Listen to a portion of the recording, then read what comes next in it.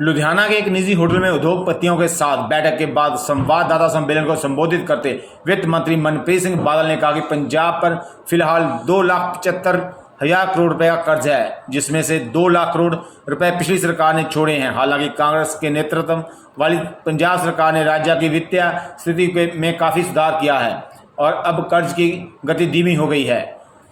इसी दौरान मनप्रीत सिंह बादल ने कहा कि उद्योगपतियों के साथ बैठक हुई और उन्होंने विभिन्न मुद्दों को उठाया, जिसको उन्होंने सुना है और उनसे अपनी मांगें जमा करने को कहा। मनप्रीत सिंह बादल ने दावा किया कि कांग्रेस पार्टी की सरकार ने राज्य की आर्थिक स्थिति में काफ़ी सुधार किया है। उन्होंने कहा कि अकाली दल सरकार के सीएल, सीमा और अन्य माध्यमों से गुजरते हुए सरकार पर लगभग 40,000 करोड़ रुपए का नया कर्ज छोड़ दिया है। फाइव न्यूज़ लुधियाना से टिंका की रिपोर्ट। आज तो कोई तकरीबन 10 दिन कबल मैं टैक्स डिपार्टमेंट का कलमदान संभालिया सी और टैक्स डिपार्टमेंट और जेडे टैक्स पेयर्स है पंजाब दे, मैं अगले 10 दिनों के विच जिथे चाहे वो अमृतसर है, लुधियाना, जलंधर, मोहाली, बठिंडा, मैं तकरीबन सारे सेंटर्स दे विच जाके जो टैक्स पेयर्स दे मसले मसाइल है, जो उन्हां दियां मुश्किलां है, कोई उन्हां दे खदशे है, वो 3-4 किस्म दे है।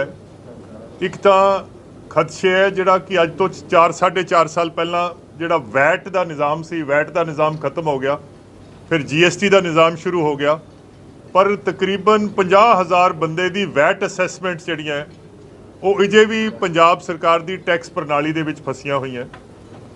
तो एक तो वो मसला जोड़ा है बड़ा वड्डा उभर के आ रहा है कि टैक्स पेयर नूं अजे भी टैक्स महकमे के दफ्तर पेश होना पैंदा है और मैनू ये भी खबर मिली है कि उत्थे उन्हां दी हरैसमेंट हुंदी है। दूसरा है कि GST के जोड़े मसले मसाइल है और खास करके लुधियाने की इंडस्ट्री उहदे च जिन्हों इन्वर्टेड टैक्स स्ट्रक्चर कहते हैं, कुछ टैक्स के रेट जोड़े है उन्हां च अनोमलीज आ गई हैं जिहदे नाल जिहड़ा उन्हां दा कंपटीशन है उन्होंने अनफेयर एडवांटेज मिल जाती है। टैक्स की इंटरप्रटेशन की है, कोई उन्होंने समझ नहीं आ रही कि टैक्स की कह रहा है, वो टैक्स की इंटरप्रटेशन किवें होवे। GST का जिहड़ा निज़ाम है टैक्स रेट दे विच रैशनलाइजेशन लैके आइए। और तीसरा है कि टैक्स डिपार्टमेंट दे विच जिहड़ा भी टैक्स पेयर है उन्होंने किसी ETO के सामने, किसी इंस्पैक्टर के सामने पेश ना होना पवे, फेसलैस हो जाए। जिन्नी टैक्सेशन दे विच टैक्स डिपार्टमेंट का बिल्कुल रोल जिहड़ा है वो फेसलैस हो जाए। मतलब कि जिहड़ा लुधियाने का वार्ड है, लुधियाने का वार्ड जिहड़ा है, जिहड़ा असैसी है उन्होंने ये नहीं पता मेरा टैक्स कौन असैस कर रहा है, वो मलोट जाके हो रहा है, अबोर जाके जा रहा है, अबोर वाले का संगरूर हो रहा है, ताकि किसी बंदे नूं टैक्स दफ्तर ना जाना पवे। मोबाइल विंग जिहड़े है स्टेट दे उन्हां दी जिहड़ी हरैसमेंट है वो खत्म होवे और जिहड़ा टैक्स कलैक्शन है वो डेटा एनालिटिक्स नाल, वो डेटा इंटैलीजेंस दे नाल इकट्ठा होवे। सो ये सारियां मुश्किलां, इस तो इलावा टैक्स तो इलावा जिहड़ी इंडस्ट्री दी होर मुश्किल है, चाहे वो बिजली बोर्ड के एतबार नाल है, खा वो कोई इन्हांसमेंट दे इन्हां दे केस है उन्हां दे एतबार नाल है, या कोई इत्थों दा लुधियाने दे फोकल पॉइंट है उन्हां दे इंफ्रास्ट्रक्चर की गल है, कुछ लोकल गवर्नमेंट दे ते जिहड़े साडा अर्बन अफेयर उन्हां दे बाईलॉज की गल है। वो सारियां मैं पिछले 2-2.5 घंटिਆਂ 'ਚ और मेरे नाल इंडस्ट्रीज़ मिनिस्टर गुरकीरत सिंह कोटली साहब वो भी असी इकट्ठे सी, सारे MLA वगैरह सी, आशू जी, ये सारियां मैं चीज़ां समझ लियां और अगली कैबिनेट मीटिंग दे विच ये सारे मसले जिहड़े है जिन्हों पंजाबी च कहंदे है कपड़ छान, थ्रैडबेयर, दिस विल बी डिस्कस थ्रैडबेयर। और दिवाली तो पहला ये सारे मसलियां दा कोई ना कोई मुस्तकिल हल, परमानेंट हल जिहड़ा है ये सरदार चरणजीत सिंह चन्नी साहब की सरकार च असीं करन जा रहे हैं। मेरा अज लुधियाने आउण दा यही मकसद सी कि ये सारे जिहड़े मामलात है जिहड़े पंजाब दी इंडस्ट्री नूं ਪੰਜਾਬ ਦੀ ਇੰਡਸਟਰੀ ਤੇਜ਼ੀ ਨਾਲ ਵੱਧ ਸਕੇ, ਕਾਰੋਬਾਰ ਦਾ ਪਹੀਆ ਤੇਜ਼ੀ ਨਾਲ ਚੱਲ ਸਕੇ, ਕਾਰਖਾਨੇ ਦੀਆਂ ਉਦਾਸ ਚਿਮਨੀਆਂ 'ਚ ਇੱਕ ਵਾਰੀ ਧੂੰਆਂ ਫੇਰ ਨਿਕਲ ਸਕੇ, ਔਰ ਜਿਹੜੀਆਂ ਬਹਾਰਾਂ ਪੰਜਾਬ ਤੋਂ ਰੁੱਸ ਕੇ ਚਲੀਆਂ ਗਈਆਂ ਸੀ ਉਹ ਬਹਾਰਾਂ ਪੰਜਾਬ ਦੇ ਵਿੱਚ ਇੱਕ ਵਾਰੀ ਫੇਰ ਲੌਟ ਕੇ ਆਉਣ। ਅੱਜ ਮੈਂ ਉਸ ਮਕਸਦ ਨਾਲ ਅੱਜ ਮੈਂ ਲੁਧਿਆਣਾ ਸ਼ਹਿਰ ਆਇਆ ਸੀ। ਸ਼ੁਰੂਆਤ ਲੁਧਿਆਣੇ ਤੋਂ ਹੈ ਔਰ ਅਗਲੇ ਹਫਤੇ ਦੇ ਵਿੱਚ ਸਾਰੇ ਪੰਜਾਬ ਦੇ ਮੇਜਰ ਇੰਡਸਟਰੀਅਲ ਤੇ ਟ੍ਰੇਡਿੰਗ ਸੈਂਟਰਸ ਦੇ ਵਿੱਚ ਜਾ ਕੇ ਔਰ ਦੀਵਾਲੀ ਤੋਂ ਪਹਿਲਾਂ ਚਾਹੇ ਉਹ OTS ਦੀ ਸ਼ਕਲ ਦੇ ਵਿੱਚ ਜਾਂ ਕਿਸੇ ਕੰਸੈਸ਼ਨ ਦੀ ਸ਼ਕਲ ਦੇ ਵਿੱਚ ਜਾਂ ਇੰਟਰਪ੍ਰੀਟੇਸ਼ਨ ਦੀ ਸ਼ਕਲ ਦੇ ਵਿੱਚ, ਤਾਂ ਕਿ ਇੰਡਸਟਰੀਜ਼ ਜਿਹੜਾ ਪੰਜਾਬ ਦੀ ਇੰਡਸਟਰੀ ਹੈ, ਸਨਅਤਕਾਰ ਹੈ, ਕਾਰੋਬਾਰੀ ਵਪਾਰੀ ਹੈ, ਔਰ ਮੈਂ ਸਮਝਦਾ ਕਿ ਜੇ ਵਪਾਰ ਹੈ ਤਾਂ ਸਰਕਾਰ ਹੈ। ਜੇ ਪੰਜਾਬ ਦਾ ਦਿਲ ਧੜਕਦਾ ਹੈ, ਚਾਹੇ ਉਹ ਇੰਪਲੋਇਮੈਂਟ ਦੇ ਇਤਬਾਰ ਨਾਲ ਕਹਿ ਦਈਏ ਜਾਂ ਉਹ ਟੈਕਸ ਰੈਵਨਿਊਜ਼, ਤਾਂ ਉਹਦੀ ਮੇਜਰ ਕੰਟਰੀਬਿਊਸ਼ਨ ਜਿਹੜੀ ਇੰਡਸਟਰੀ ਦੀ ਹੈ, ਔਰ ਜਿਹਨੂੰ ਅੰਗਰੇਜ਼ੀ 'ਚ ਕਹਿੰਦੇ ਆ ਈਜ਼ ਆਫ ਡੂਇੰਗ ਬਿਜ਼ਨਸ, ਇਹ ਜਿੰਨੀ ਅਸੀਂ ਈਜ਼ ਆਫ ਡੂਇੰਗ ਬਿਜ਼ਨਸ ਬਿਹਤਰ ਤੋਂ ਬਿਹਤਰ ਬਣਾ ਸਕਾਂਗੇ, ਇਸ ਮਕਸਦ ਨਾਲ ਤੇ ਇਸ ਉਦੇਸ਼ ਨਾਲ ਅੱਜ ਤੁਹਾਡੇ ਸ਼ਹਿਰ ਆਏ ਸੀ। ਲੁਧਿਆਣੇ ਦੀ ਜਿੰਨੀ ਵੀ ਪ੍ਰੈਸ ਕੋਰ ਤੁਸੀਂ ਹਾਜ਼ਰ ਹੋ, ਤੁਹਾਡਾ ਬਹੁਤ ਧੰਨਵਾਦ ਕਿ ਤੁਸੀਂ ਜ਼ਹਿਮਤ ਕੀਤੀ, ਤੁਸੀਂ ਖੇਚਲ ਕੀਤੀ ਅੱਜ ਇਸ ਪ੍ਰੈਸ ਬਰੀਫਿੰਗ 'ਚ ਆਉਣ ਦੀ। ਜੇ ਕੋਈ ਟੈਕਸ ਡਿਪਾਰਟਮੈਂਟ ਜਾਂ ਇੰਡਸਟਰੀਜ਼ ਡਿਪਾਰਟਮੈਂਟ ਦੇ ਇਤਬਾਰ ਨਾਲ ਕੋਈ ਤੁਹਾਡਾ ਸਵਾਲ ਹੈ ਤਾਂ I will be very happy to answer. Also ਜਿਸ ਤਰ੍ਹਾਂ ਤੁਸੀਂ ਕਿਹਾ ਵੀ ਪੰਜਾਬ ਨੂੰ ਅੱਜ ਬਹੁਤ ਵੱਡੀ ਤੁਸੀਂ ਕਰਜ਼ ਮੁਕਤ ਕਰ ਦਿੱਤਾ, ਔਰ ਪੰਜਾਬ ਦੇ ਹਰ ਜਿਹੜਾ ਨਾਗਰਿਕ ਹੈ ਉਹਨੂੰ ਅੱਜ ਬਹੁਤ ਜਿੰਨਾ ਕਿ ਫਿਕਰ ਸੀਗਾ ਹੁਣ ਬੇਫਿਕਰ ਕਰਤਾ ਵੀ ਪੰਜਾਬ ਅੱਜ ਕਰਜ਼ ਮੁਕਤ ਹੋ ਗਿਆ, ਤਾਂ ਕਿ 40,000 ਕਰੋੜ ਰੁਪਏ ਦਾ ਕਰਜ਼ਾ ਤੁਸੀਂ ਕਿਹਾ ਬਹੁਤ ਵੱਡੀ ਤੁਸੀਂ ਖਬਰ ਦਿੱਤੀ ਹੈ ਔਰ ਸਾਰੇ ਖੁਸ਼ ਵੀ ਹੋਣਗੇ ਪੂਰੇ ਪੰਜਾਬੀ। ਕੀ ਇਹ 40,000 ਕਰੋੜ ਰੁਪਇਆ ਇਹ ਹੁਣੇ ਤੁਸੀਂ ਕਿਸ ਤਰੀਕੇ ਨਾਲ ਕੀਤਾ, ਇਹਦਾ ਕ੍ਰੈਡਿਟ ਜਿਹੜਾ ਹੈ ਤੁਹਾਡੀ ਕੈਪਟਨ ਸਰਕਾਰ ਨੂੰ ਜਾਂਦਾ ਔਰ ਕਿੰਨੇ ਸਾਲਾਂ ਜਾਂਦਾ? ਕਿਉਂਕਿ ਵਿਰੋਧੀ 10 ਸਾਲ ਪਿੱਛੇ ਰਹੇ ਨੇ, ਉਹ ਹਮੇਸ਼ਾ ਤੁਸੀਂ ਕਿਹਾ ਵੀ ਵਿਰੋਧੀਆਂ ਨੇ ਸਾਨੂੰ ਕਰਜ਼ ਦੇ ਦਿੱਤਾ। ਸਰ ਇਸ ਤਰ੍ਹਾਂ ਹੈ, 40,000 ਕਰੋੜ ਚ ਆਇਆ ਔਰ ਤੁਸੀਂ 4.5 ਸਾਲਾਂ ਚ ਕਿਸ ਤਰੀਕੇ ਨਾਲ 40,000 ਕਰੋੜ ਨੂੰ ਮੈਨੇਜ ਕਰਕੇ ਹੁਣ ਤੁਸੀਂ ਕਹਿੰਦੇ ਇੰਨਾ ਪੈ, ਇਹਦਾ ਕ੍ਰੈਡਿਟ ਕਿਹਨੂੰ ਨਾਲ ਦੇਣਾ? ਸਰ ਇਸ ਤਰ੍ਹਾਂ ਹੈਗਾ ਕਿ ਜਿਹੜਾ ਬੰਦਾ ਲੁਧਿਆਣੇ ਬੱਸ ਅੱਡੇ ਤੇ ਕੇਲਿਆਂ ਦੀ ਰੇਹੜੀ ਵੀ ਲਾਉਂਦਾ, ਉਹਨੂੰ ਵੀ ਆਪਣਾ ਘਰ ਚਲਾਉਣਾ ਆਉਂਦਾ ਹੈ, ਕਿਉਂਕਿ ਉਹਨੇ ਰਾਤ ਨੂੰ ਆਪਣੇ ਬੱਚਿਆਂ ਵਾਸਤੇ ਰੋਟੀ ਲੈ ਕੇ ਜਾਣੀ ਹੁੰਦੀ ਹੈ। ਔਰ ਜੇ ਤੁਹਾਡੇ ਸਿਰ ਕਰਜ਼ਾ ਹੋਵੇ ਤਾਂ ਦੋ ਹੀ ਗੱਲਾਂ ਹੋ ਸਕਦੀਆਂ ਕਿ ਤੁਸੀਂ ਆਪਣੀ ਜਾਂ ਤਾਂ ਆਮਦਨ ਵਧਾ ਲਓ ਤੇ ਜਾਂ ਖਰਚੇ ਘਟਾ ਲਓ। ਹੋਰ ਇਹਦੇ 'ਚ ਕੋਈ ਮੰਤਰ ਤਾਂ ਹੈ ਨਹੀਂ। ਅਸੀਂ ਪਿਛਲੇ ਪੌਣੇ 5 ਸਾਲਾਂ 'ਚ ਪੰਜਾਬ ਸਰਕਾਰ ਨੇ ਅਸੀਂ ਆਪਣੇ ਆਮਦਨ ਵਧਾਈ ਹੈ ਔਰ ਅਸੀਂ ਖਰਚੇ ਘੱਟ ਕੀਤੇ ਹੈ। ਔਰ ਜਿਹੜੀਆਂ ਮੈਂ ਗੱਲਾਂ ਕਹਿ ਰਿਹਾ ਇਹ ਮੈਂ ਕਿਸੇ ਸਿਆਸੀ ਸ਼ੋਖਾਬਾਜ਼ੀ ਨਾਲ ਨਹੀਂ ਕਹਿ ਰਿਹਾ, ਕਿਉਂਕਿ ਇਹ ਤਾਂ ਜਿਹੜੇ ਪੰਜਾਬ ਸਟੇਟ ਦੇ ਅਕਾਊਂਟਸ ਹੁੰਦੇ ਆ, ਇਹ ਆਡੀਟਰ ਜਨਰਲ ਆਡਿਟ ਕਰਦਾ ਹੈ, ਹਰ ਕੁਆਟਰ ਦੇ ਵਿੱਚ ਆਡਿਟ ਹੁੰਦੇ ਆ, ਇਹ ਪਬਲਿਕ ਡਾਕੂਮੈਂਟਸ ਹੁੰਦੇ ਆ। ਅਸੀਂ ਆਪਣੇ ਪਿਛਲੇ 5 ਸਾਲਾਂ 'ਚ ਜਿਹੜੇ ਸਾਡੇ ਰੈਵਨਿਊਜ਼ ਹੈ, ਜਿਹਨੂੰ ਅਸੀਂ ਆਮਦਨ ਕਹਿੰਦੇ ਆ, ਇਹ ਅਸੀਂ ਦੁੱਗਣੀ ਕਰ ਲਈ। ਔਰ ਅਸੀਂ ਜਿਹੜੇ ਖਰਚੇ ਹੈ, ਅਸੀਂ ਆਪਣੇ ਖਰਚਿਆਂ ਨੂੰ ਦੁੱਗਣਾ ਹੋਣ ਤੋਂ ਲਗਾਮ ਦਿੱਤੀ ਹੋਈ ਹੈ। ਇਸ ਵਜ੍ਹਾ ਨਾਲ ਅਸੀਂ ਪੰਜਾਬ ਆਪਣੇ ਪੈਰਾਂ ਸਿਰ ਖੜਾ ਹੋ ਗਿਆ, ਸਾਡੀਆਂ ਸੇਵਿੰਗਸ ਆਉਣ ਲੱਗ ਗਈਆਂ। ਅਸੀਂ ਪੇ ਕਮਿਸ਼ਨ ਜਿਹੜੀ ਹੈ ਉਹਨੂੰ ਇੰਪਲੀਮੈਂਟ ਕਰਤਾ ਹੈ। ਅਸੀਂ ਕਿਉਂਕਿ ਤੁਸੀਂ ਇੱਕ ਜ਼ਰੂਰ ਇਸ ਗੱਲ ਨੂੰ ਅਪਰੀਸ਼ੀਏਟ ਕਰੋਗੇ, ਔਰ ਤੁਸੀਂ ਕਬੀਲਦਾਰ ਬੰਦੇ ਹੋ। ਮੇਰੀ ਆਮਦਨ ਤੇ ਮੇਰਾ ਖਰਚਾ ਕਿੰਨਾ ਹੈ, ਇਹਦੇ 'ਚ ਮੈਨੂੰ ਬੈਲੈਂਸ ਤਾਂ ਬਣਾਉਣਾ ਹੀ ਪਏਗਾ। ਅਸੀਂ ਉਹ ਬੈਲੈਂਸ ਬਣਾ ਕੇ ਰੱਖਿਆ ਹੋਇਆ ਆਮਦਨ ਤੇ ਖਰਚੇ ਦਾ। ਦੂਸਰਾ ਹੈ ਕਿ ਇੱਕ ਬੈਲੈਂਸ ਇਹ ਵੀ ਬਣਾਉਣਾ ਪੈਣਾ ਹੈ ਕਿ ਮੈਂ ਜਿਹੜੀ ਮੇਰੀ ਆਮਦਨ ਹੈ, ਉਸ ਆਮਦਨ ਦਾ ਮੈਂ ਕਰਨਾ ਕੀ ਹੈ। ਇੱਕ ਪਾਸੇ ਤਾਂ ਮੈਂ ਸਟੇਟ ਦੀ ਡਿਵੈਲਪਮੈਂਟ ਕਰਾਉਣੀ ਹੈ। ਡਿਵੈਲਪਮੈਂਟ ਦਾ ਮਤਲਬ ਹੈ ਸੜਕਾਂ, ਬਿਜਲੀ ਘਰ, ਨਹਿਰਾਂ, ਸਕੂਲ, ਹਸਪਤਾਲ, ਗਲੀ ਨਾਲੀ, ਟੂਟੀ ਖੰਭਾ, ਜਿਹਨੂੰ ਅਸੀਂ ਕੈਪੀਟਲ ਐਕਸਪੈਂਡੀਚਰ ਕਹਿੰਦੇ ਹਾਂ। ਪਰ ਮੈਨੂੰ ਇਸ ਗੱਲ ਦਾ ਵੀ ਅਹਿਸਾਸ ਹੈ ਕਿ ਇੱਕ ਪੰਜਾਬ ਦੇ ਵਿੱਚ ਐਸਾ ਤਬਕਾ ਵੀ ਹੈ ਜਿਹੜਾ ਸੁਬਾਹ ਉੱਠਦਾ ਔਰ ਇਹ ਖੂਹ ਪੱਟਣ ਲੱਗ ਜਾਂਦਾ, ਔਰ ਜਦੋਂ ਸ਼ਾਮ ਹੁੰਦੀ ਹੈ, ਜੇ ਖੂਹ ਪੱਟਿਆ ਗਿਆ ਤਾਂ ਉਸ ਖੂਹ 'ਚ ਉਹਨੇ ਪਾਣੀ ਪੀਣਾ, ਜੇ ਖੂਹ ਨਾ ਪੱਟਿਆ ਗਿਆ ਤਾਂ ਉਹ ਤੋਂ ਪਾਣੀ ਨਹੀਂ ਪੀਤਾ ਜਾਣਾ, ਉਹ ਪਿਆਸੇ ਪੇਟ ਉਹ ਸੋਏਗਾ, ਜਿਹਨੂੰ ਲੋਕ ਭਲਾਈ ਦੇ ਕੰਮ ਕਹਿੰਦੇ ਆ। ਔਰ ਇਹ ਜਿਸ ਸਰਕਾਰ 'ਚ ਅਸੀਂ ਕੰਮ ਕਰ ਰਹੇ ਹਾਂ, ਅਸੀਂ ਮਸਲਨ ਬੁਢਾਪਾ ਪੈਨਸ਼ਨ, ਸ਼ਗਨ ਸਕੀਮ, ਫ੍ਰੀ ਜਿਹੜੇ ਬੱਸ ਟਰੈਵਲ, ਇਸ ਤੋਂ ਇਲਾਵਾ ਜਿਹੜੇ ਬਿਜਲੀ ਦੇ ਬਿੱਲ ਮਾਫ ਕੀਤੇ, ਹੋਰ ਕੰਸੈਸ਼ਨ ਦਿੱਤੀ, ਇਹਦਾ ਵੀ ਇੱਕ ਬੈਲੈਂਸ ਬਣਾਉਣਾ ਪੈਣਾ। ਔਰ ਉਸੇ ਸਵਾਲ ਦਾ ਜਵਾਬ ਹੈ ਕਿ ਪੰਜਾਬ ਦੇ ਕੁਝ ਸ਼ਾਰਟ ਟਰਮ ਗੋਲਸ ਹੈ ਪਰ ਸਾਡੇ ਲੌਂਗ ਟਰਮ ਗੋਲਸ ਵੀ ਹੈ। ਪੰਜਾਬ ਨੇ ਅੱਜ ਤੋਂ 10 ਸਾਲ 20 ਸਾਲ 30 ਸਾਲ ਉਹਦਾ ਵੀ ਬੈਲੈਂਸ।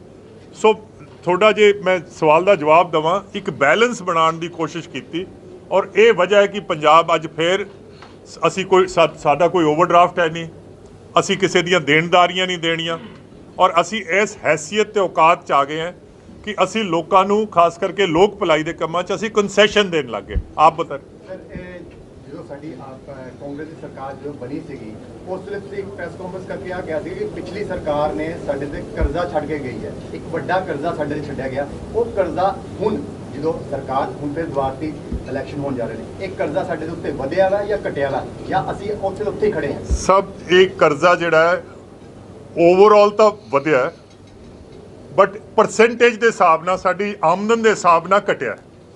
ਮੈਂ ਤੁਹਾਨੂੰ ਇੱਕ ਐਗਜ਼ਾਮਪਲ ਦਿੰਦਾ ਹੈ ਕਿ ਮੇਰੇ ਘਰੇ ਜਿਹੜਾ ਆਦਮੀ ਮੇਰਾ ਰੋਟੀ ਪਕਾਉਂਦਾ ਹੈ ਜਾਂ ਮੇਰੀ ਸੇਵਾ ਕਰਦਾ ਹੈ, ਉਸ ਬੰਦੇ ਨੂੰ ਤਾਂ ਜੇ 50,000 ਰੁਪਏ ਦਾ ਉਹਦੇ ਤੇ ਕਰਜ਼ਾ ਹੋਵੇ ਤਾਂ ਉਹਨੂੰ ਬਹੁਤ ਵੱਡੀ ਰਕਮ ਲੱਗੇਗੀ।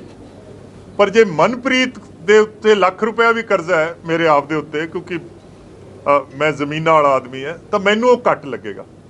ਸੋ ਜਿਹੜਾ ਪੰਜਾਬ ਦਾ ਕਰਜ਼ਾ ਜਿਹੜਾ ਹੈ ਓਵਰਆਲ ਪੰਜਾਬ ਦੀ ਆਮਦਨ ਨਾਲ ਤਾਂ ਉਹਦੀ ਪਰਸੈਂਟੇਜ ਥੱਲੇ ਗਈ ਹੈ, ਬਟ ਰਕਮ ਜਿਹੜੀ ਹੈ ਉਹ ਤਾਂ ਵਧੀ ਹੈ। Sir, what is the total amount involved in that? What is the total involvement in that? 2,75,000 crore ਕਰਜ਼ਾ ਹੈ ਪੰਜਾਬ ਦਾ, ਜਿਹਦੇ ਵਿੱਚੋਂ 40,000 ਤਾਂ ਸਾਨੂੰ ਯਕਮੁਸ਼ਤ ਪਹਿਲੇ ਦਿਨ ਹੀ ਟੱਕਰ ਗਿਆ ਸੀ। ਮਨਪ੍ਰੀਤ ਬੈਲੈਂਸ ਬਣਾਉਣ ਲਈ ਛੱਡ ਕੇ ਕਿੰਨਾ ਗਏ ਸੀ ਜੀ ਕਰਜ਼ਾ ਉਹ? ਅਕਾਲੀ ਦਲ ਕਿੰਨਾ ਛੱਡ ਕੇ? 2 ਲੱਖ ਦੇ ਤਕਰੀਬਨ ਕਰੋੜ ਛੱਡ ਕੇ ਗਏ ਸੀ ਔਰ 40,000 ਇਹ ਜਿਹੜਾ ਸਾਨੂੰ ਐਡੀਸ਼ਨਲ ਸਾਨੂੰ ਮਿਲ ਗਿਆ। ਸਰ ਜਿਹੜੀ ਆਪਾਂ ਫੈਸਿਲਿਟੀ ਦੇ ਕਿਹੜੀ ਤਰੀਕਾ ਇਹ ਅਮਾਉਂਟ ਹੈ ਜੀ? ਸਭ ਇਹ ਆਡਿਟਡ ਰਿਜ਼ਲਟਸ ਹੈ, ਤੁਹਾਨੂੰ ਕਿਸੇ ਵੀ ਪਬਲਿਕ ਡਾਕੂਮੈਂਟ ਚੋਂ ਮਿਲ ਜਾਣਾ। ਸਰ ਇੱਕ ਬਾਰ ਕਰ ਲੈ। ਸਰ ਆਪਣਾ ਜੋ ਵੀ ਤੁਸੀਂ ਬੈਲੈਂਸ ਬਣਾਉਣ ਦੀ ਗੱਲ ਕਰ ਰਹੇ ਹੋ, ਸਰ ਇਹ 'ਚ ਆਪਣੀ ਆਮਦਨ ਵਧੀ ਹੈ ਕਿ ਆਪਾਂ ਖਰਚਾ ਘਟਾਇਆ ਜੀ? ਕਿੱਦਾਂ ਬੈਲੈਂਸ? ਸਰ ਆਮਦਨ ਦੁੱਗਣੀ ਕਰ ਲਈ ਹੈ। ਆਮਦਨ ਦੇਖੋ, ਖਰਚੇ ਵੀ ਤਾਂ ਵਧੇ ਪਰ ਖਰਚੇ ਦੁੱਗਣੇ ਨਹੀਂ ਵਧੇ। ਤੇ ਖਰਚੇ ਤਾਂ ਵਧਣਗੇ ਕਿਉਂਕਿ ਹਰ ਸਾਲ ਸੈਲਰੀਜ਼ ਵੱਧਦੀਆਂ, ਇਨਕਰੀਮੈਂਟ ਲੱਗਦੇ ਹੈ, ਡੀਏ ਲੱਗਦਾ ਹੈ, ਹਰ ਚੀਜ਼ ਲੱਗਦੀ ਹੈ। ਬਟ ਅਸੀਂ ਆਪਣੀ ਆਮਦਨ ਦੁੱਗਣੀ ਕਰ ਲਈ ਹੈ, ਖਰਚੇ ਦੁੱਗਣੇ ਨਹੀਂ ਹੋਣ ਦਿੱਤੇ। ਇਸ ਵਜ੍ਹਾ ਨਾਲ ਸਾਨੂੰ ਓਵਰਡਰਾਫਟ 'ਚ ਨਹੀਂ ਜਾਣਾ ਪਿਆ, ਅਸੀਂ ਸਿੰਕਿੰਗ ਫੰਡ ਕ੍ਰੀਏਟ ਕਰ ਲਿਆ ਹੈ। ਔਰ ਪੰਜਾਬ ਦੀ ਜਿਹੜੀ ਜਿਸ ਹਾਲਾਤ ਦੇ ਵਿੱਚ ਅਕਾਲੀ ਦਲ ਵੇਲੇ ਹਰ ਦੂਜੇ ਦਿਨ ਓਵਰਡਰਾਫਟ ਸਟੇਟ ਹੁੰਦਾ ਸੀਗਾ, ਸੈਲਰੀਜ਼ ਲੇਟ ਹੋ ਜਾਂਦੀਆਂ ਸੀ, ਇੱਕ ਦਿਨ ਵੀ ਸੈਲਰੀ ਅਸੀਂ ਰੁਕਣ ਨਹੀਂ ਦਿੱਤੀ। ਬੁਢਾਪਾ ਪੈਨਸ਼ਨ ਜਿਹੜੀ ਉਹਨਾਂ ਕੋਲੇ 250 ਰੁਪਏ ਹੁੰਦੀ ਸੀ, ਉਹ 1500 ਕਰਤੀ ਹੈ। ਔਰ ਇੱਕ ਵੀ ਮਹੀਨਾ ਨਾਗਾ ਨਹੀਂ ਪੈਣ ਦਿੱਤਾ। ਅਕਾਲੀ ਦਲ ਵੇਲੇ ਤਾਂ 6-6 ਮਹੀਨਿਆਂ ਦੇ ਨਾਗੇ ਵੀ ਪੈ ਜਾਂਦੇ ਸੀ। ਔਰ ਮੈਂ ਫੇਰ ਇਹਨੂੰ ਪਲੀਜ਼ ਇਹਨੂੰ ਮਨਪ੍ਰੀਤ ਦੀ ਵਜ੍ਹਾ ਨਾਲ ਨਹੀਂ ਹੋਇਆ। ਸਰ ਜਿਹੜੀ ਇਹ ਪਰਮਾਤਮਾ ਨੇ ਕੋਈ ਖਾਸ ਪੰਜਾਬ ਤੇ ਸਿਰ ਤੇ ਹੱਥ ਰੱਖਿਆ ਹੋਇਆ, ਇਹ ਪਤਾ ਨਹੀਂ ਅਸੀਂ ਮੈਨੇਜ ਕਰ ਲਿਆ।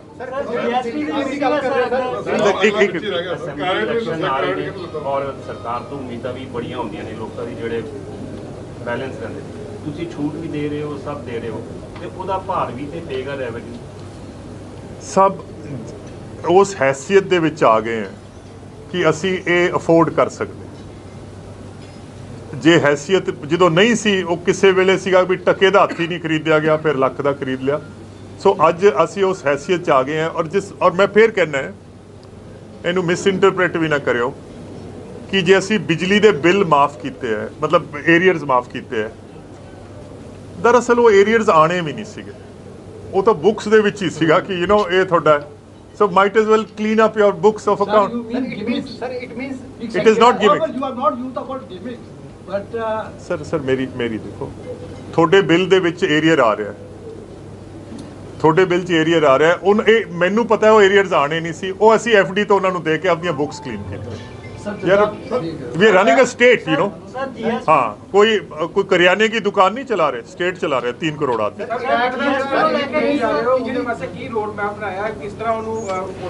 सब ਅਸੀਂ ਸਰ ਮੈਂ ਜੇ ਮੇਰੇ ਰੱਬ ਨੂੰ ਮਨਜ਼ੂਰ ਹੋਇਆ ਤਾਂ 7 ਦਿਨਾਂ ਦੇ ਵਿੱਚ ਜਿਹੜੇ ਤਕਰੀਬਨ 50,000 ਟੈਕਸ ਪੇਅਰ ਅਸੈਸਿਸ ਹੈਗੇ, ਔਰ ਜਿਹੜੇ ਵੈਟ, ਕਿਉਂਕਿ ਦੇਖੋ ਗੱਲ ਇਹ ਹੈ ਕਿ 50,000 ਬੰਦਾ ਤੁਹਾਡੇ ਸਰਕਾਰੀ ਦਫ਼ਤਰਾਂ ਦੇ ਚੱਕਰ ਕੱਟ ਰਿਹਾ ਔਰ ਉਹਨਾਂ ਤੋਂ ਪੈਸੇ ਲੈਣੇ ਤੁਸੀਂ 350 ਕਰੋੜ। 40,000 ਬੰਦੇ ਤੋਂ ਤੁਸੀਂ 50 ਕਰੋੜ ਰੁਪਏ ਲੈਣਾ ਹੈ। ਇਹ ਹੁਣ ਤੁਸੀਂ ਦੱਸੋ, ਜੇ ਤੁਸੀਂ ਵੀ ਟੈਕਸ ਮਿਨਿਸਟਰ ਹੁੰਦੇ, ਤੁਸੀਂ ਇਹਦਾ ਕੀ 50 ਕਰੋੜ ਪਿੱਛੇ 40,000 ਬੰਦਾ ਔਰ ਤੁਹਾਡੀ ਇੱਕ ਫੌਜ ਬੈਠੀ ਹੈ ਜਿਹੜੀ ਉਹਨਾਂ ਨੂੰ ਰੋਜ਼ ਡੀਲ ਕਰ ਰਹੀ ਹੈ, ਉਹ ਫੌਜ ਨੂੰ ਉੱਥੋਂ ਪਰੇ ਕਰਕੇ ਕਿਸੇ ਹੋਰ ਕੰਮ ਚ ਲਾਓ ਤਾਂ ਕਿ ਟੈਕਸ ਵਧੇ। ਹੁੰਦਾ ਕਿ ਜਿੱਥੇ ਤੱਕ ਨੌਲੇਜ ਆਈ ਸਾਨੂੰ ਕਿ 5 ਸਾਲ ਤੋਂ ਬਾਅਦ ਮਤਲਬ ਕਿ ਇਹ ਸਭ ਕਿਤਾਬਾਂ ਬੁੱਕਸ ਵਗੈਰਾ ਮੇਨਟੇਨ ਕਰਨ ਦੀ ਲੋੜ ਨਹੀਂ ਪੈਂਦੀ, ਪਰ ਇਹ ਤਾਂ ਹੁਣ 2014 ਪਿਛਲੇ ਕਾਫੀ लंबे समय तो कईयों को तो रिकॉर्ड ही नहीं है। सर मैं उसी का उसका बता रहा हूँ कि एक हफ्ते के अंदर अंदर इसको हम सब सफाया कर देंगे। कैबिनेट में आज जो मुझे बातें पता चली हैं उसके हिसाब से we will find a solution to this कि असी वैट वाले सिस्टम तो ये ਜਿਹੜੀ ਲੈਗੇਸੀ ਇਸ਼ੂਜ਼ ਹੈ, ਪੁਰਾਣੇ ਕੇਸ ਚੱਲਦੇ ਪਏ ਹੈ, ਇਹ ਸਰਕਾਰ ਦਾ ਵੀ ਹਿੱਤ ਚ ਨਹੀਂ ਹੈ ਕਿ ਸਰਕਾਰ ਦਾ ਐਡੀ ਵੱਡੀ ਅਫਸਰਸ਼ਾਹੀ ਉਹ ਪੁਰਾਣੇ 14-15 ਦੇ ਕੇਸ ਡੀਲ ਕਰ ਰਹੀ ਹੈ। ਅਸੀਂ ਅਗਲੀ ਕੈਬਨਿਟ ਮੀਟਿੰਗ ਕਰਕੇ ਇਹਨਾਂ ਨੂੰ ਖਤਮ ਕਰਨ ਦੀ ਕੋਸ਼ਿਸ਼ ਕਰਾਂਗੇ। ਸਭ ਇੱਕ ਮੀਟਿੰਗ ਦੇ ਵਿੱਚ ਇੱਕ ਗੱਲ ਕਹੀ ਸੀਗੀ ਵੀ ਜਿਹੜੇ ਇੰਡਸਟਰੀਅਲਿਸਟ ਹੈਗੇ ਨੇ ਜਾਂ ਟੈਕਸ ਭਰਨ ਵਾਲੇ ਬੰਦੇ ਨੇ ਉਹਨਾਂ ਨੂੰ ਦਫ਼ਤਰਾਂ 'ਚ ਧੱਕੇ ਨਾ ਖਾਣੇ ਪੈਣ, ਉਹਦੇ ਵਾਸਤੇ ਕਰੋਗੇ ਕੀ ਸਰ? ਇੱਕ ਲਾइन ਤੁਸੀਂ ਬੋਲੇ। सर मैं ये चाहना है कि टैक्स असेसमेंट जो पंजाब में है वो फेसलैस हो जाए। किसी बंदे नू टैक्स के दफ्तर च ना जाना पवे और जेड़ा बंदा असैसी है उन्होंने ये ना पता हो मेरा असैसर कौन है। और जे किते किसी नाल कोई मीटिंग भी होवे तो वो इलैक्ट्रॉनिक मीटिंग होवे और एक मिनट सुन लो और ਉਹਦਾ रिकॉर्ड रखा जाए ताकि ਜਿਹੜਾ ਉਹਦਾ ਸੀਨੀਅਰ ਹੈ ਜਾਂ ਮੈਂ ਹੈ ਉਹ ਅਸੈਸ ਕਰ ਸਕਾਂ ਕਿ ਫਲਾਣੇ ਬੰਦੇ ਨੇ ਜਵਾਬ ਕੀ ਦਿੱਤਾ, ਸੋ ਦੈਟ ਜਿਹੜੀ ਇਹ ਡਿਸਕ੍ਰਿਸ਼ਨ ਹੈ ਇਹ ਖਤਮ ਹੋਣੀ ਚਾਹੀਦੀ ਹੈ।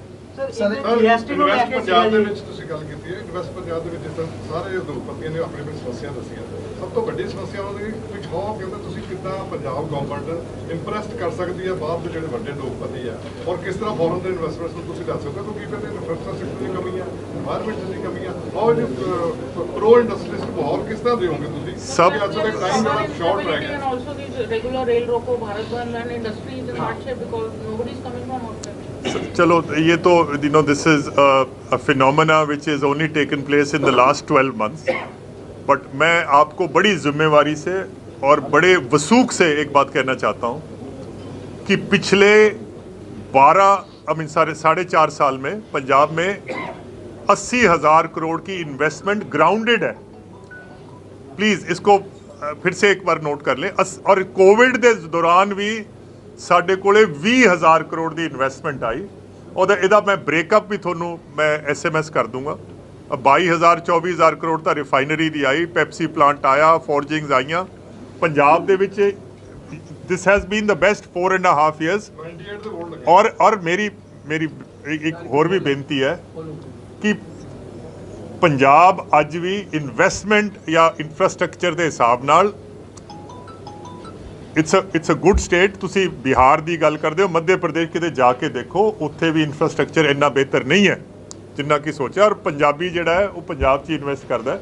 ਔਰ ਅੱਜ ਸਾਡੀ ਜਿਹੜੇ ਸਭ ਤੋਂ ਵੱਡੀ ਪ੍ਰਾਇੋਰਟੀ ਹੈ ਉਹ ਹੈ ਕਿ ਜਿਹੜਾ ਇੰਡਸਟਰੀਅਲਿਸਟ ਅੱਜ ਪੰਜਾਬ 'ਚ ਕੰਮ ਕਰ ਰਿਹਾ, ਜਿੱਦਣ ਉਹਨੂੰ ਸਹੂਲਤ ਮਿਲ ਗਈ ਔਰ ਜਿੱਦਣ ਉਹਨੂੰ ਲੱਗਿਆ ਕਿ ਸਾਡਾ ਕੰਮ ਸਾਡੇ ਮਾਮਲਾਤ ਠੀਕ ਹੈ, ਬਾਹਰਲੀ ਇਨਵੈਸਟਮੈਂਟ ਖੁਦ ਬੇ ਖੁਦ ਚੱਲ ਕੇ ਆਏਗੀ। But main priority is existing ਜਿਹੜਾ ਉਹਨੂੰ ਈਜ਼ ਆਫ ਡੂਇੰਗ ਬਿਜ਼ਨਸ ਦੇ। ਸਰ ਇਹ ਬਾਰੀ ਬਾਰੀ ਕਰ ਲਓ ਯਾਰ। सब ऐसे करो सब ऐसे। मैं एक मिनट, सब आप जो भी सवाल करो उसको 2-3 हिस्से चाहे बना लो, but then again you are again there are 3 people asking, I have to give time to others। Sir जिन्होंने नहीं सवाल पूछा वो पूछ ले पहले। सॉरी ਪਾਵਰ ਕੱਟ ਬੜੇ ਲੱਗ ਰਹੇ ਚੱਕਰ। ਸਭ ਇਹ ਬਦਕਿਸਮਤੀ ਹੈ ਕਿ ਜਿਹੜੀ ਕੋਲ ਇੰਡੀਆ ਹੈ ਜਿੱਥੋਂ ਸਾਰਾ ਕੋਇਲਾ ਆ ਰਿਹਾ, ਉਹਨਾਂ ਦੀਆਂ ਖਾਨਾਂ ਦੇ ਵਿੱਚ ਬਰਸਾਤ ਹੋਣ ਕਰਕੇ ਖਾਨਾਂ ਪਾਣੀ ਨਾਲ ਭਰ ਗਈਆਂ। ਕੋਇਲੇ ਦੀ ਇੰਟਰਨੈਸ਼ਨਲ ਸਕੇਲ ਤੇ ਜਿਹੜੀ ਇੰਟਰਨੈਸ਼ਨਲ ਸਟੇਜ ਤੇ ਕੋਇਲੇ ਦੀ ਕੀਮਤ ਦੁੱਗਣੀ ਜਾਂ 2.5 ਗੁਣਾ ਹੋ ਗਈ ਹੈ। ਕੋਵਿਡ ਦਾ ਦੌਰ ਖਤਮ ਹੋਣ ਨਾਲ ਇੰਡਸਟਰੀ ਦੀ ਡਿਮਾਂਡ ਜਾਂ ਕਮਰਸ਼ੀਅਲ ਡਿਮਾਂਡ ਵੱਧ ਗਈ ਹੈ। ਅੱਜ ਕੋਲੇ ਦੀ ਸ਼ਾਰਟੇਜ ਆਈ ਹੋਈ ਹੈ। ਬਾਵਜੂਦ ਇਸ ਦੇ ਪੰਜਾਬ 'ਚ ਅਸੀਂ ਮੇਨਟੇਨ ਕੀਤਾ ਕਿ ਘੱਟ ਤੋਂ ਘੱਟ ਪਾਵਰ ਕੱਟਸ ਲੱਗਣ। ਤੁਸੀਂ ਇਹ ਵੀ ਸਾਡੀ ਇਹ ਸਾਡਾ ਅਲਮੀਆ ਜਾਂ ਪ੍ਰੋਬਲਮ ਇਹ ਹੈ ਕਿ 80% of power in Punjab is generated through ਕੋਲ। ਸਾਡੇ ਕੋਲ ਸਟੇਸ਼ਨਸ ਹੈਗੇ, ਕੋਇਲਾ ਆ ਨਹੀਂ ਰਿਹਾ। ਔਰ ਜੇ ਤੁਸੀਂ ਆਪਣੀਆਂ ਅੱਖਾਂ ਬੰਦ ਕਰਕੇ ਹਿੰਦੁਸਤਾਨ ਦਾ ਨਕਸ਼ਾ ਦੇਖੋ ਤਾਂ ਕੋਲੇ ਦੀਆਂ ਖਾਨਾਂ ਤੋਂ ਜੇ ਕੋਈ ਸਭ ਤੋਂ ਦੂਰ ਕੋਈ ਜਗ੍ਹਾ ਹੈਗੀ ਤਾਂ ਉਹ ਪੰਜਾਬ ਹੈ, ਕਿਉਂਕਿ ਜੰਮੂ ਕਸ਼ਮੀਰ ਤੇ ਹਿਮਾਚਲ ਨੂੰ ਤਾਂ ਹਾਈਡਰੋ ਨਾਲ ਚੱਲ ਜਾਂਦਾ ਹੈ। ਬਾਵਜੂਦ ਇਸ ਦੇ ਚਾਹੇ ਅਸੀਂ 12-14 ਰੁਪਏ ਤੱਕ ਵੀ ਬਿਜਲੀ ਖਰੀਦ ਰਹੇ ਪਰ ਯੂਨਿਟ, ਅਸੀਂ ਕੋਸ਼ਿਸ਼ ਕੀਤੀ ਹੈ ਕਿ ਅਨਇੰਟਰਪਟਡ ਪੰਜਾਬ ਦੇ ਵਿੱਚ ਸਪਲਾਈ ਹੋਵੇ। ਔਰ ਜੋ ਮੈਂ ਅਖਬਾਰ 'ਚ ਪੜ੍ਹ ਰਿਹਾ ਕਿ ਕੋਇਲੇ ਦੀ ਸਿਚੁਏਸ਼ਨ ਜਿਹੜੀ ਹੈ ਉਹ ਹਰ ਰੋਜ਼ ਜਾਂ ਹਰ ਘੰਟੇ ਦੇ ਇਤਬਾਰ ਨਾਲ ਉਹ ਇੰਪਰੂਵ ਹੋ ਰਹੀ ਹੈ and I hope this ਇੰਪਰੂਵਸ।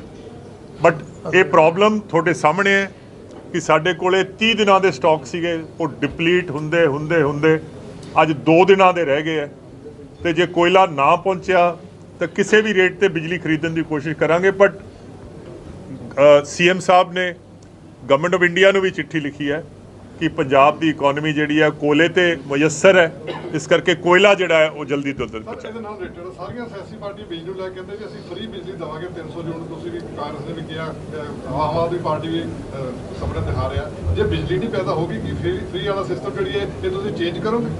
Sir ਬਿਜਲੀ ਤਾਂ ਪੈਦਾ ਹੋ ਰਹੀ ਹੈ, ਸਵਾਲ ਤਾਂ ਕੋਇਲੇ ਦਾ ਹੈ ਤੇ ਕੋਇਲਾ ਜਿਹੜਾ ਹੈ ਹੁਣ ਉਹ ਤਾ ਜ਼ਿੰਦਗੀ ਤਾਂ ਨਹੀਂ ਕੋਇਲੇ ਦੀ ਸ਼ਾਰਟੇਜ ਰਹਿਣੀ। ਔਰ ਸ਼ਾਰਟ ਟਰਮ ਜਿਹੜੀ ਹੈ ਇਹ ਸ਼ਾਰਟੇਜ ਹੈ ਇਹ ਖਤਮ ਹੋ ਜਾਏਗੀ। ਔਰ ਮੀਡੀਅਮ ਟਰਮ ਪੰਜਾਬ ਇਹ ਵੀ ਪਲਾਨ ਕਰ ਰਿਹਾ ਕਿ ਓਬਵੀਅਸਲੀ ਕੋਲ is not the future of power, ਔਰ ਅਸੀਂ ਇਹਦਾ ਕੋਈ ਨਾ ਕੋਈ ਆਲਟਰਨੇਟਿਵ ਮੀਡੀਅਮ ਤੌਰ ਤੇ, ਚਾਹੇ ਉਹ ਸੋਲਰ ਹੋਵੇ ਜਾਂ ਕੋਈ ਗੈਸ ਹੋਵੇ, ਅਸੀਂ ਉਹ ਵੀ ਪਲਾਨ ਕਰ ਰਹੇ ਹਾਂ ਕਿ ਪੰਜਾਬ ਨੂੰ ਕੋਈ ਦਿਨ ਐਸਾ ਆਵੇ ਕਿ ਪੰਜਾਬ ਕੋਇਲੇ ਤੋਂ ਮੁਕਤ ਹੋ ਜਾਏ। ਕਿਉਂਕਿ ਤੁਸੀਂ ਇੱਕ ਗੱਲ ਅਪਰੀਸ਼ੀਏਟ ਕਰੋ, ਕੋਇਲਾ ਉਨਾ ਮਹਿੰਗਾ ਨਹੀਂ ਹੈ ਜਿੰਨਾ ਕੋਲੇ ਦਾ ਭਾੜਾ ਪੈ ਜਾਂਦਾ ਮਹਿੰਗਾ।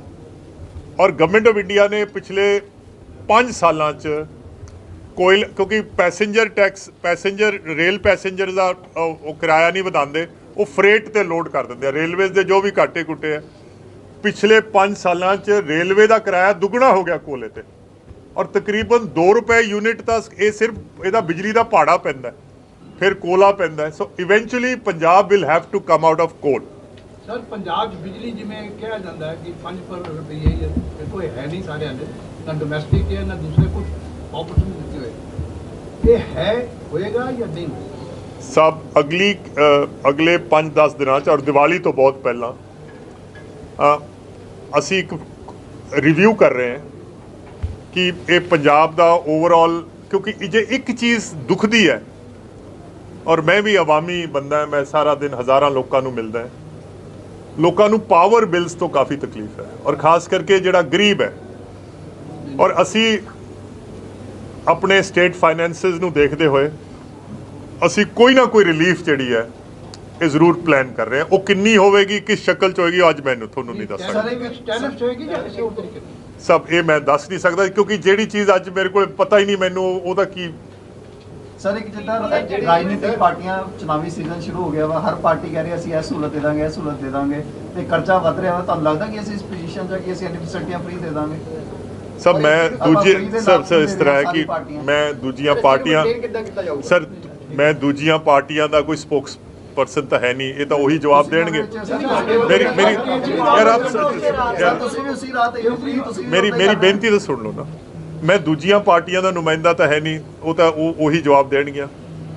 ਪਰ ਜਿੱਥੋਂ ਤੱਕ ਕਾਂਗਰਸ ਪਾਰਟੀ ਦਾ ਸਵਾਲ ਹੈ, ਔਰ ਮੈਂ ਫਿਰ ਤੁਹਾਨੂੰ ਕਹਿ ਰਿਹਾ ਕਿ ਪਿਛਲੇ 5 ਸਾਲ ਜਿਸ ਜ਼ਿੰਮੇਵਾਰੀ ਨਾਲ ਕਾਂਗਰਸ ਪਾਰਟੀ ਨੇ ਆਪਣੇ ਫਾਈਨੈਂਸਿਸ ਚਲਾਏ ਹੈ, ਔਰ ਇਹ ਜਿਹੜੀਆਂ ਮੈਂ ਤੁਹਾਨੂੰ ਕੰਸੈਸ਼ਨਸ ਕਹਿ ਰਿਹਾ ਇਹ ਅੱਜ ਨਹੀਂ ਮਿਲੀਆਂ, ਇਹ ਬਹੁਤ ਪਹਿਲਾਂ ਦੀਆਂ ਮਿਲੀਆਂ ਹੋਈਆਂ, and we are sustaining them। And Punjab, ਔਰ ਆ ਸਾਰੀ ਪ੍ਰੈਸ ਬੈਠੀ ਹੈ, ਅੱਜ 22 ਸਾਲ ਬਾਅਦ 22 ਸਾਲ ਗੁਜ਼ਰ ਗਏ ਹੈ, ਪਹਿਲੀ ਵਾਰ ਹੋਇਆ ਹੈ ਕਿ ਪੰਜਾਬ ਦਾ ਜਿਹੜਾ ਬਜਟ ਸੀਗਾ ਉਹਦਾ ਓਵਰਆਲ ਸਾਈਜ਼ ਹਰਿਆਣੇ ਨਾਲੋਂ ਵੱਡਾ ਸੀ।